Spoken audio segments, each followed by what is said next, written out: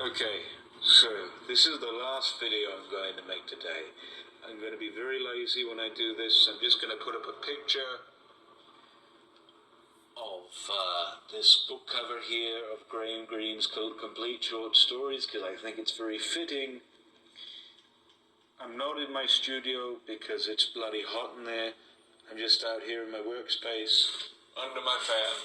But anyway, in my last video I made 3 videos today. I made one about how I like women with big eyes. I made one about a weird dream that I had with James Brown and zombies, and also another weird dream I had about the rapture. And I made one about how I basically listed off all the things in my childhood that I found either stimulating, attracting, or attractive, not arousing, but just like that I had, for which I had a very strong affinity, all those things. And I mentioned in that last video that I had stopped watching cable television in about 2013. I was wrong. I had actually stopped watching broadcast television in 2013. I still watched cable from then up until very recently, but I figured I may as well tell you the story of how I started not watching television. And I could make this a snack in the story, but to tell you the truth, I don't have anything interesting to eat at the moment. I mean, I do have bananas, but I already had one today, so I'll maybe do that another time. But anyway, I'm going to tell you all about my journey from being a television addict, from being to being completely clean of it today. All right. So when I was very little, like I said, I used to watch mainly 3 television channels, one of which was Nickelodeon, another was Cartoon Network, and the last one was the Animal Planet.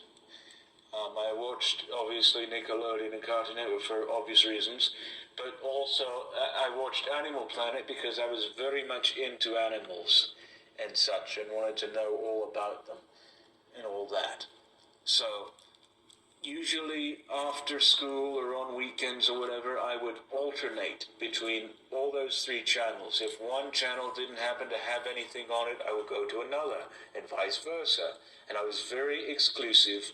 I would not move from any of those channels from when I was about, what's it called? I don't know how long I've had a television, maybe about 6 or 7 until, like I said, maybe 12 or 13. But I used to watch like the most stupidest programs and such on all those cartoon things.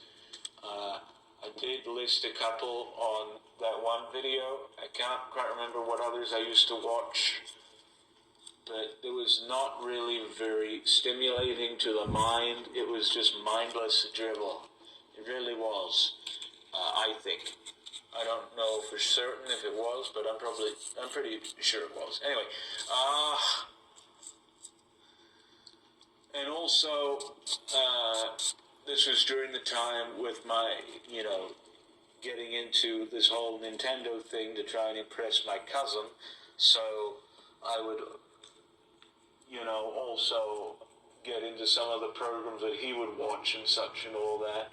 I don't quite remember what other programs he used to watch, but it was like mindless stuff, like I said. But, and I watched these without really thinking about much anything. Basically what I'd do was I'd watch these channels, or I'd play my Nintendo DS. That was all I would do if I wasn't at school or didn't have any homework. That is all I would do, aside from going downstairs from my house to clear my head. That's the only things I would do. Very unremunerative, very fruitless. One even asks why, go on if you're going to continue doing this. But I used to do all that and wouldn't question it at all for many years. But then, I did keep watching the Animal Planet. The Animal Planet is actually where I spent, I believe, not most of my time, but a good deal of it, because, like I said, there are documentaries and such. In fact, I used to watch it in the mornings when I was getting ready for school. I'd watch this one series called, I believe it was called Big Cat Diary. It was a BBC series in which these people go down to Africa and basically follow all these lions, leopards, and cheetahs through their lives and such, and just, watch them court, mate, eat, hunt, all this other type of stuff. And it was really fascinating. And then also I would watch this other program on there called The Most Extreme, which basically listed off the most extreme of anything. Most extreme snakes, most extreme, biters, most extreme practical jokers of the animal kingdom. And that was a very, very nice program. Oh, there was also one other channel I used to watch. I forgot to mention this one channel called Boomerang, which basically was not as mindless as the Cartoon Network or the Nickelodeon, but basically on that channel it had all of the old Hanna-Barbera cartoons and such from the 60s and 70s and 80s. Scooby-Doo, the Flintstones, Captain Caveman, Snagglepuss, Top Cat, the Jetsons, all those. I used to watch all of those at my grandmother's house. That was the only time I ever watched them, was I would come over on summer days, on Mondays, when my mother used to work at a hospital. It was an hour's drive from town, over up to my grandmother's, and I'd stay there most of the day and basically just watch, what's it called, Boomerang. So, all that stuff, I did just keep watching it like it was nobody's business and playing the DS thing. And then, I realized that my cousin, him and I sort of we sort of started falling away from each other. And basically, that sort of led me to, abandon the DS once I had broken my last one, which was the Nintendo 3DS. I slammed against the wall whilst I was playing Super Mario 3D Land or World. I don't remember which one came out at the time, but it was one of those. And actually, I think my mother offered to fix it for me. I said, no, I don't want it anymore. I'm done with it. And so basically I just finished that. And then also I'd have these friends. We would make subtle references to these programs and such and everything, and there'd be all these types of inside jokes and everything. And they started falling away. And I've talked about them falling away. There was one that I had, that one girl that I said who liked Michael Jackson, but who had problems of her own. And then there was this one boy by the name of Mary Brothers 2488, who thought I was very over-dominating of the conversation and such. Very understandable. I think I'm a changed man, and I certainly hope that he thinks me so as well. But anyway, when those friends started to fall away, I sort of fell out of this stuff sort of fell out of favor for me. This television, these cartoons, this DS thing, and I'm going to go get some water right quick.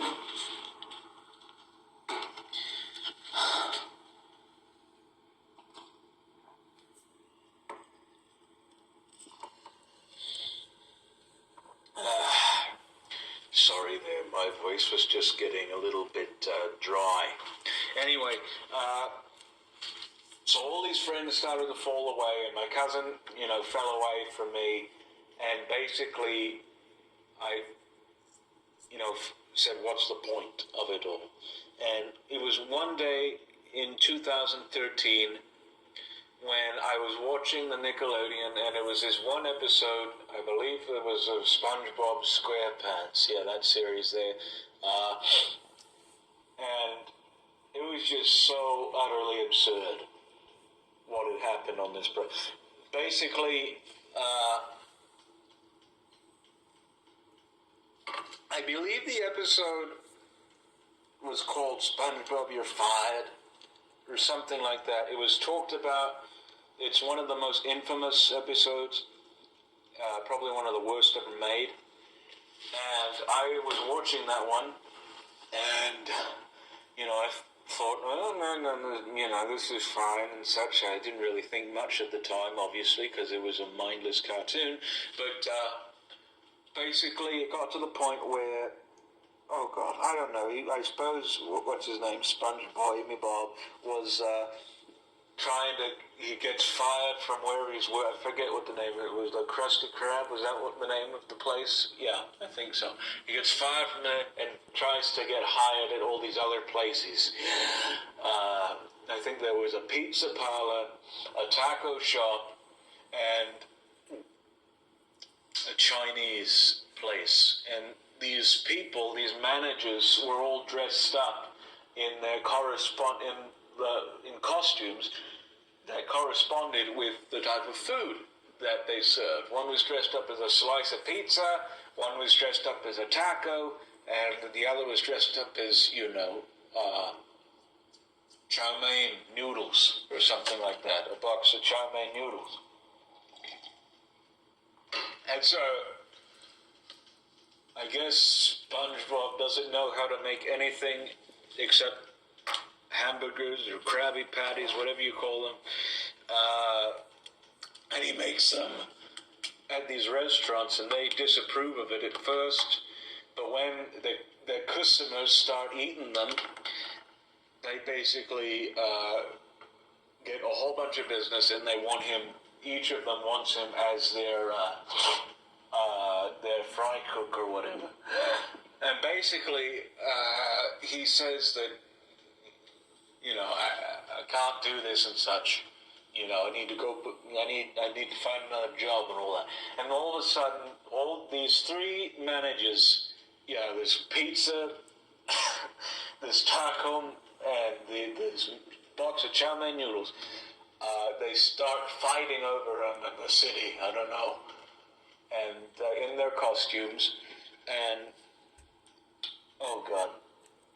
This right here is the moment that woke me out of my state of, basically out of my stupor. Basically, they were fighting over him, and then this hamburger man, it wasn't a hamburger man, it was somebody who was dressed up as a hamburger. I don't remember who it was. I think it was Squidward. I don't remember who it was. Somebody dressed as a hamburger comes in, starts fighting all these other food products, and I think eats the taco man. And I said to myself, what in the world am I watching? Has it really gone to this point? Am I just sitting listlessly in front of this screen and watching this dreck, this mindless garbage, this rubbish? I gotta get myself clean to this. And then so after that, I basically decided never to watch, broadcast television again. I turned it off and then never watched it. And so, all these programs that have come out from 2013 to present day, I've missed out on. And I'm probably better for it. But anyway,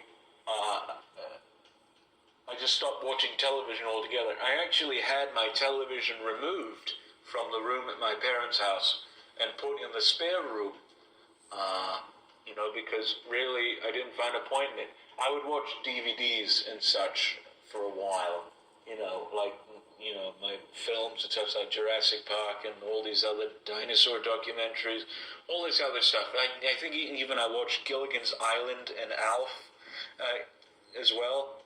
I'd watch all those programs on DVD. I had a region-free DVD player, and I watched them all instead of broadcast television. And I found that those were they had much more substance to them, even though, they were not, shall I say, great. But I just found I enjoyed those much more than when I was watching.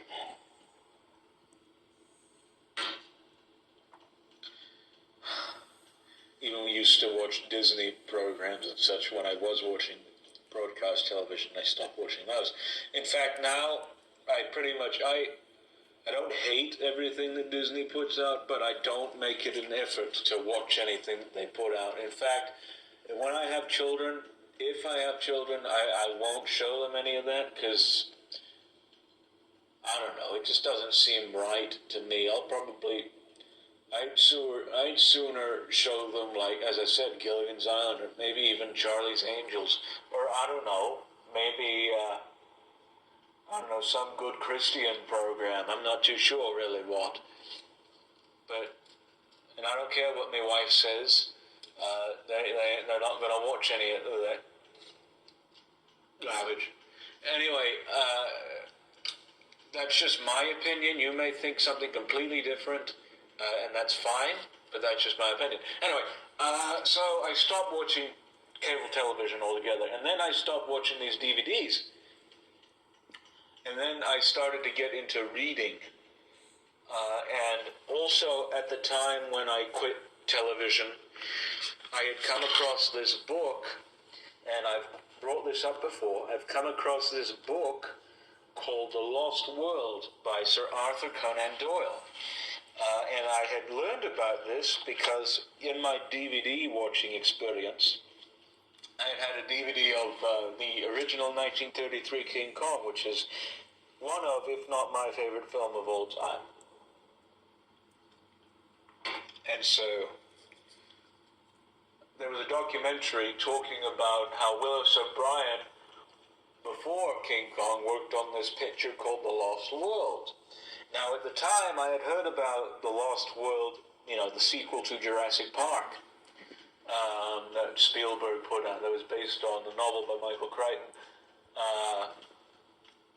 And I thought he was talking about that. Well, then all of a sudden they said, this film was consulted by the author of the book upon which it was based, Sir Arthur Conan Doyle, and was actually shown to a convention of magicians and was perceived to be real footage of dinosaurs. But anyway, I figured, Sir Arthur Conan Doyle, he wrote a book called Lost World about dinosaurs? I got to read this. And so I did actually read the books Jurassic Park and The Lost World by Michael Crichton, but then I made an effort to find The Lost World. And at this time, I wasn't really reading at all. What I would do, I was very averse to reading back then. What I would do instead was, in order to placate these teachers who would have you, and I'm picking up books right now, so that's why you hear this rustling and such. In order to placate these teachers and such who would give you reading periods, independent reading periods in school, I would basically take whatever book, open it up to whatever page, just stare there for about 2 or 3 minutes, and then just flip a page. Stay there for 2 or 3 more minutes, and just flip a page, and then keep doing that until the reading period was over. And if they asked me how the book was, I'd say, it was good. It was good, but I wouldn't have read it. And I did this for many books that were like juvenile fiction, that were not really all that great, that would probably not be remembered in about 100 years. But anyway,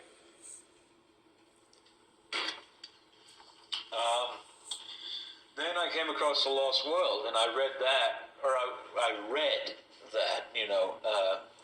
I started, I sort of, false read it, and then all of a sudden, when I was reading it, when I was quote-unquote reading it, I sort of, by accident, started reading it and was very, very fascinated by what was in there, and had liked what I read, but apparently I'd not read the thing all the way through because, like I said, I was quote-unquote reading it. So I decided to go back and read the thing over again, and I just loved the story and such and all that. And in fact, I liked it so much that I told you all this before, but that I decided to write my own Lost World. Basically kind of like a retelling of it, and it was like really, really, really stupid. It was basically all these characters like Summerlee, Challenger, Rockston, and Edward Malone. They were taking the back seat of this expedition, and at the forefront of it was, I kid you not, Pee Wee Herman, who was called Peter W. Herman. Yes, that's what I called him, as the leader of the expedition. There was some girl with reddish hair who was based off of Ariana Grande, who was in this one Nickelodeon series with that creepy, perverted television maven, what's his name, Dan Schneider. He produced that. She was in one of those. She was one of the characters. But then also there was Rikki Tikki Tavi from The Jungle Book by Rudyard Kipling. There was Jonathan Harker from Dracula. There were basically all of Gilligan's Island cast on the plateau, in the party. And the crowning jewel was Professor Alf. Yes, Alf. Gordon Shumway was a character in My Lost World. And basically, I rewrote it to where it was like this whole big thing. It seemed more like the Spielberg film than it did the actual Conan Doyle novel. I'm very embarrassed by it. I do have one portion of it that I found that I will read sometime. Maybe I'll do it live, I don't know. But I will probably read it. We'll see what happens. But basically, this book, The Lost World, is what caused me to become a writer. And also, from that, I wanted to write a whole series of Lost World books, with these same characters. One was set in, like, China, one was set in, again, in South America, one was set in Africa, I think maybe even in Australia, and even in Antarctica. No, not Antarctica, where, Cuba, of all places, all this stuff, and I'll get into that in another video, but essentially, this book, The Lost World, is what encouraged me to become a writer. And then,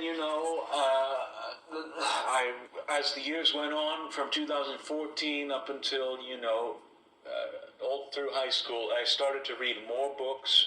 I read more by Conan Doyle. I read his Sherlock Holmes stories. I read his other Professor Challenger stories. I read his, horror stories, his other novels and such and all that. And I read all these other people, all these other classics of literature.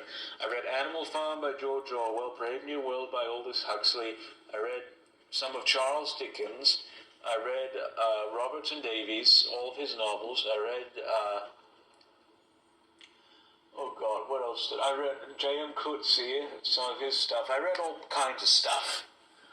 Most of the classics I have read ahead of time. Most of the classics that were going to be assigned for school project or for English class, like Slaughterhouse-Five, The Great Gatsby, Heart of Darkness, even though I never read Heart of Darkness in school, I read a year ahead of time. And I liked The Great Gatsby, I liked it more the second time I read it for class. And I loved Slaughterhouse-Five. I thought that was absolutely hilarious. And Heart of Darkness is just a little masterpiece. It really is. It's one of the greatest books ever written. I don't care what anybody says. But,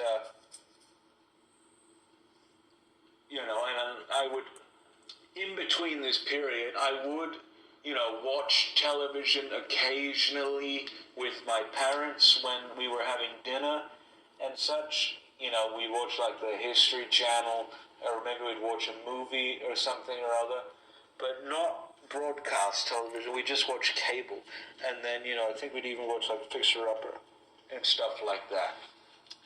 But I just became a writer and, didn't find the need for most of that in my life. And then so my father was very much into the news and such and was watching CNN all the time and had it on constantly. And this disturbed myself and mother to an astonishing degree that we told him, just to shut off the news and such and not worry too much about the world and everything. But of course he didn't comply at the time. But, I hate the news. I really do. I used to work for a news. In fact, I'll get into that. When I was in school, I was actually, my last year of high school, I was on the school newspaper as a fiction writer. I would publish a short story every 2 weeks, and I printed about a dozen of them and about maybe 3 or 4 pieces of journalism, because you had to. But essentially, now I think that the news is perhaps the most rancorous, opprobrious, falsified organization there could possibly be.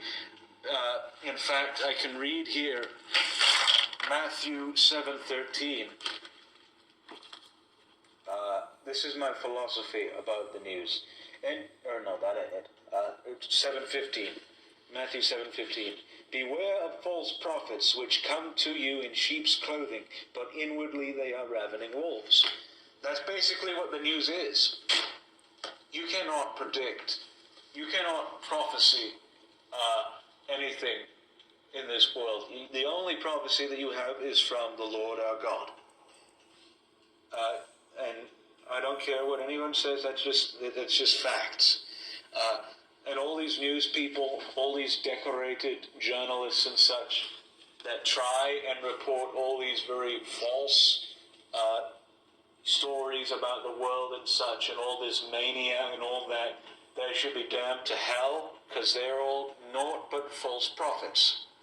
I don't care. Every single one of them are just exceedingly ropey and just deserve to burn forever. And the day I stopped watching the news was the day I heard about those the shootings in Christchurch down in New Zealand.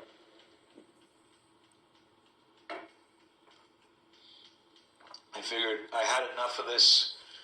I don't want to hear any more, and I just stopped watching the news. And my grandmother for a long time watched the news extensively. In fact, she still does. I pray for her. I haven't prayed for her. If I'm going to start praying for her to get off the news, because really, all it is just a ravening pack of wolves on there. That's all it is. And you don't need that in your life. You really don't. In fact, I was talking to a family friend of mine the other day, saying, if you face something in the news that doesn't agree with you, don't take heed of it. In fact, do your best to stay away from it. And I've made it a point in my life. Of course, I don't know if I can keep to this, because I don't know if anybody will find out about this, any authority or anything like that. But I made it a point to trample every newspaper in my path, because all it is it's just the vomitus, the jism of false prophets. That's all it is. And so, and all this stuff kept happening and such, and Father kept having the news on, and it really disturbed us. And I kept saying to him, when I come over to this house, I don't want to watch the news. And he said, well, you don't have to, and such and all that. And he would just have it at that. But he'd eventually turn off the news. Now, I'm going to try and not cry. I'm going to try and not cry here. But of course, as you know, what's it called?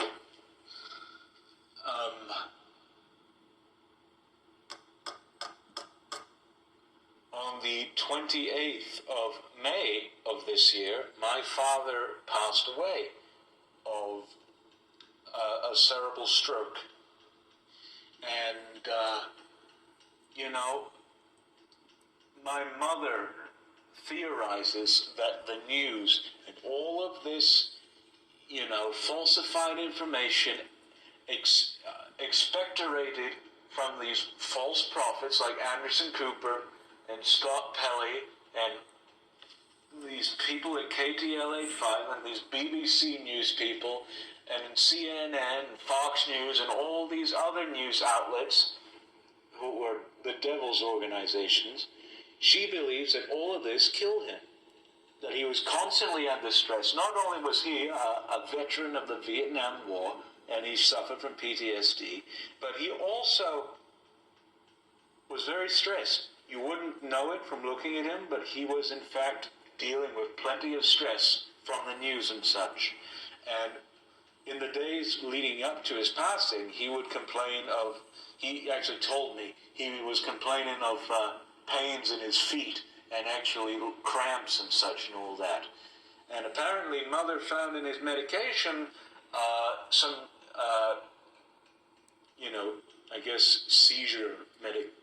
seizure tablets to basically to prevent seizures. And she basically thinks that instead of having cramps, that he was having seizures and all that. So, once we had laid him to rest on the 11th of June, we basically decided we were never going to watch the news ever again. And so basically we canceled cable, and now we are exclusively streaming people. Yes, we watch Netflix and Hulu and Amazon Prime and Vudu and all those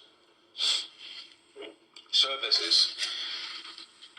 And basically, I don't watch television anymore, voluntarily. I mean, actually, none of us do, except maybe my brother.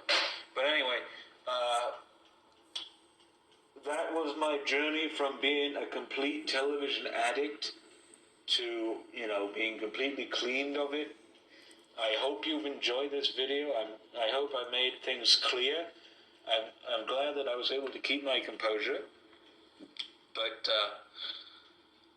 I just hope that you all will continue to, not heed the words of false prophets, because really they are no good to humanity. I tell you, at the great white throne judgment, they will all be cast into the lake of fire.